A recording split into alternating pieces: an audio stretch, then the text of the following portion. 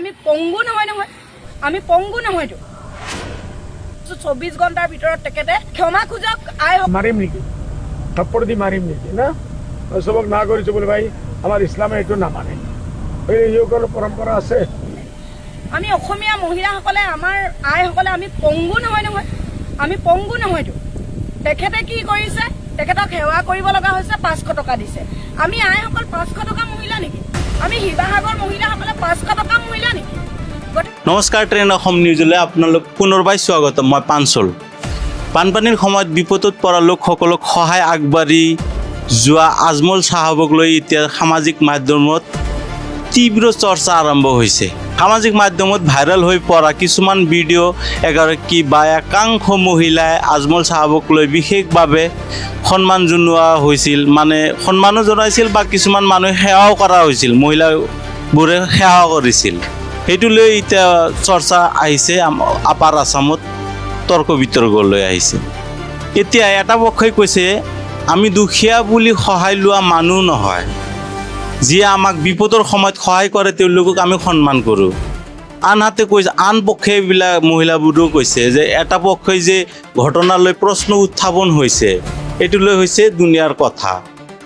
চাহাবক সমালোচনা কৰা দেখা পোৱা গৈ আছে। কিন্তু ইয়াৰ মাজতে ভাইৰেল হোৱা আন এটা বক্তব্য আজমল চাহাবে কৈছে যে আমাৰ ইছলামিক ধৰ্মত যিবোৰ কথা চলি আছে, মানে যিবোৰ মহিলাই সেৱা কৰে, সেৱা কিন্তু আমাৰ ইছলামিক ধৰ্মত নচলে। এতিয়া সেই মহিলাবোৰে মানা কৰা সত্ত্বেও সেৱা কৰিছে, এতিয়া কি কৰা যাব? আমাৰ এনে ইছলামিক ধৰ্মতো আছে যে মানে যিবোৰ গৰীব শ্ৰেণীৰ মানুহ হয়, সেই মানুহবোৰক সহায় কৰাৰ ফলত কিন্তু দেখা পোৱা যায় সেৱা কৰা। এনেধৰণৰ মন্তব্য কৰা দেখা পাইছে আজমল চাহাবে।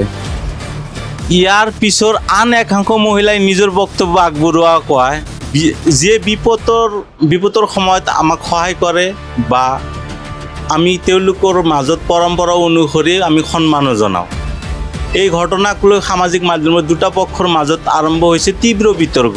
কিন্তু প্ৰশ্নটো হৈছে, সন্মান কৰা বেয়া নেকি, নে ধৰ্মীয় আৰু সামাজিক পৰম্পৰাৰ মাজত পাৰ্থক্য বুলি এই ঘটনা চোৱা উচিত? এই ঘটনা সম্পূৰ্ণ ভিডিঅ' আৰু পৰোক্ষভাৱে নজনাকৈ কোনো সিদ্ধান্ত লোৱাটো উচিত নহয়। আপোনাৰ মতামত কি? আপোনাৰ মতে কোনটো পক্ষৰ যুক্তি সঠিক? আৰু আপোনাৰ মতামত অৱশ্যই কমেণ্ট বক্সত জনাব। কিন্তু এতিয়া এনেধৰণৰ বক্তব্য যেতিয়া ছ'চিয়েল মিডিয়াত ভাইৰেল হোৱাৰ পাছতে আকৌ কি মহিলাগৰাকী কি ক'লে আৰু আজমল চাহাবে কি ক'লে, চাওক অলপ ভিডিঅ'টো চাই আপোনালোকৰ মতামতটো অৱশ্যই কমেণ্ট বক্সত জনাব। আমি পংগু নহয় নহয়, আমি পংগু নহয়তো। 24 ঘণ্টাৰ ভিতৰত তেখেতে ক্ষমা খোজক। মাৰিম নেকি, থাপ্পড় দি মাৰিম নেকি না? চবক না কৰিছোঁ বোলে ভাই, আমাৰ ইছলামে এইটো নামানে। এইসকল পৰম্পৰা আছে।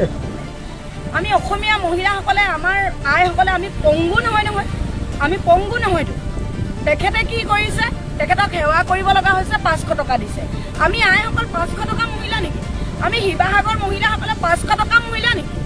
গতিকে আজমল ডাঙৰীয়াক স্পষ্টভাৱে ক'ব বিচাৰিছোঁ, ইয়াত আপুনি TRP ল'ম বুলি নাভাবে। আৰু আমাৰ শিৱসাগৰৰ চৰাইদেউ, নাজিৰা, সোণাৰী আইসকল ইমান দুৰ্বল নহয়। বানপানী হৈছে বুলিয়ে, ঘৰ বাৰী ভাঙি গৈছে বুলি আমি ইমান দুৰ্বল নহয়। গতিকে স্পষ্টভাৱে আজমল ডাঙৰীয়াক ক'ব বিচাৰিছোঁ, 24 ঘণ্টাৰ ভিতৰত তেখেতে ক্ষমা খোজক। আইসকলক, আমাৰ ভনীসকলক ক্ষমা খোজক, নহ'লে কিন্তু ইয়াতকৈ পৰিস্থিতি বেলেগ পৰিস্থিতি হ'ব। কৰিছোঁ আৰু কি কৰিম, মাৰিম নেকি, থাপ্পড় দি মাৰিম নেকি না?